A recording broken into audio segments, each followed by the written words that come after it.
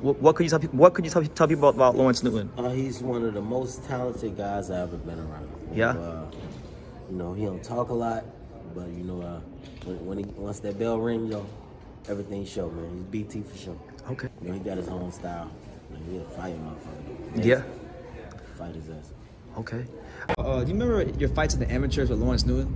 Yeah, me and BT fought probably like, I think 15 times. Yeah?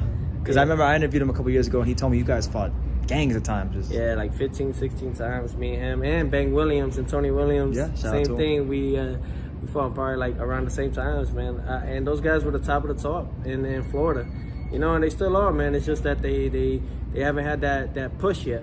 Yeah. That promotion and that lift. But I know I've been seeing them doing their thing. And, BT goes to Colorado Springs and he trains with Mac and all those guys. And Any notable names that you fought in the amateurs? Teofimo Lopez? Yeah, I fought him. How'd you do against Teofimo Lopez? I did good. Did you beat him? Yeah, I beat him. Did you officially beat him on the scorecards? Did they give it to you? No. Some fights he beat me. Yeah. Well, I beat him. Okay, so you were neck and neck with Teofimo Lopez. You can say that. Yeah, okay. Nah. Let me shout out my boy. We just had Lawrence Newton, BT beat me twice in the amateurs. Yeah. BT is slick. BT is like a mini Terrence Crawford. That man is cold. He's nice with it.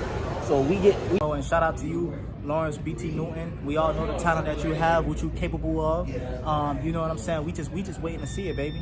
Actually, the world, because we know what you possess.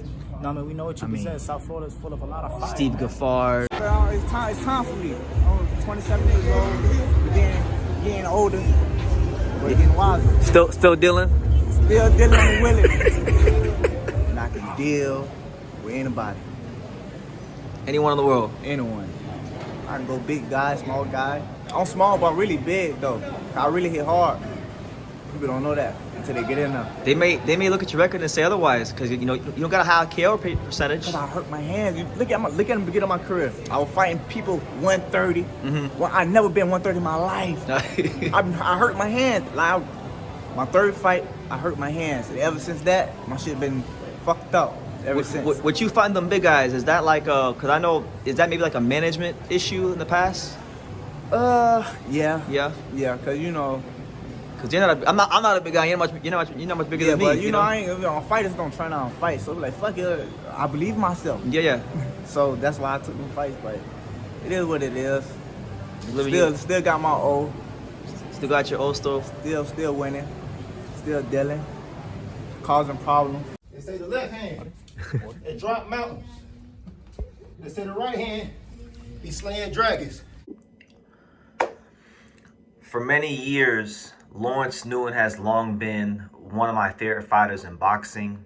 He hasn't thus far been properly afforded the chance to have a real boxing career due to promotional issues, managerial issues, lack of investment, all that blase.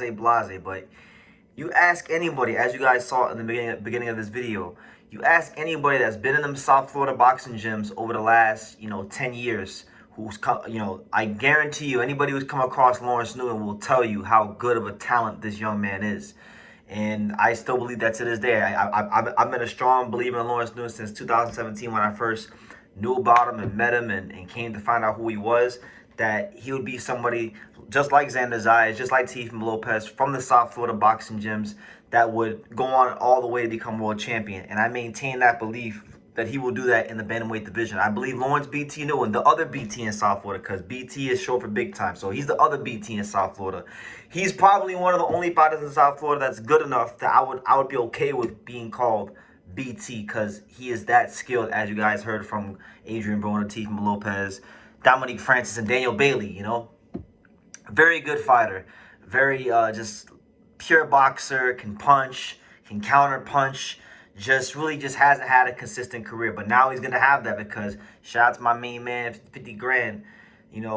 Chris Glover, who was one of the leading forces behind Pro Box TV in their early days when they started off in 2022. Phenomenal matchmaker, a man that I will give his flowers to, because Chris Glover he played an integral role in helping my boy Angelo Leo become a world champion again with matching his 3 fights on Pro Box with Nicolas Polanco, Eduardo Baez, and Mike Plania. So he knows a thing or two about a thing or two, and he's gonna try to do it again now with Lawrence Newman promoting shows out there in Pakistan. So anyway, here's an excerpt from my conversation with Chris Glover about Lawrence BT Newman, and make sure y'all look out for him because he's coming for the entire bantamweight division.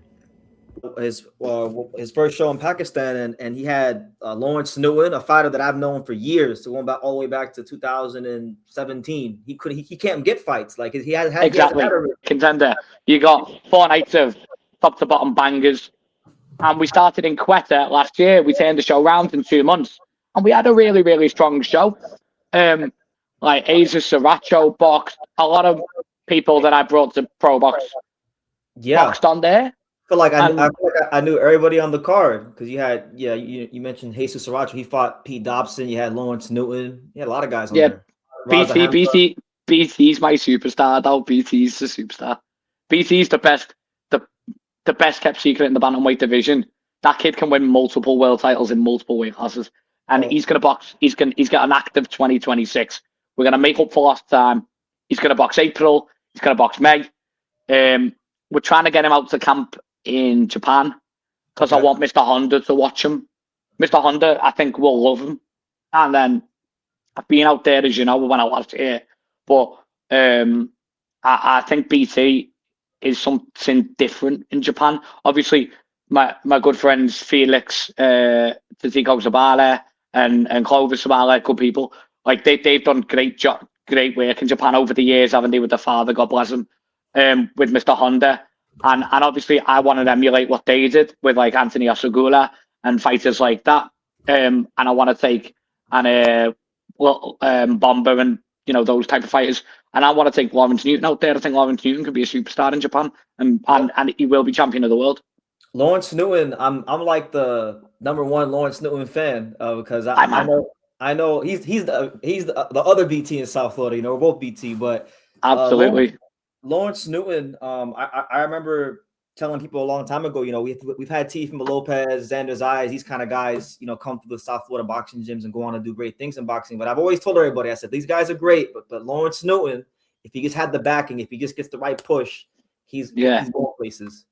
Yeah, he'll be champion of the world, and 100%. Like he's a great kid, comes from a great family, good people, well brought up, and it's just a bad activity.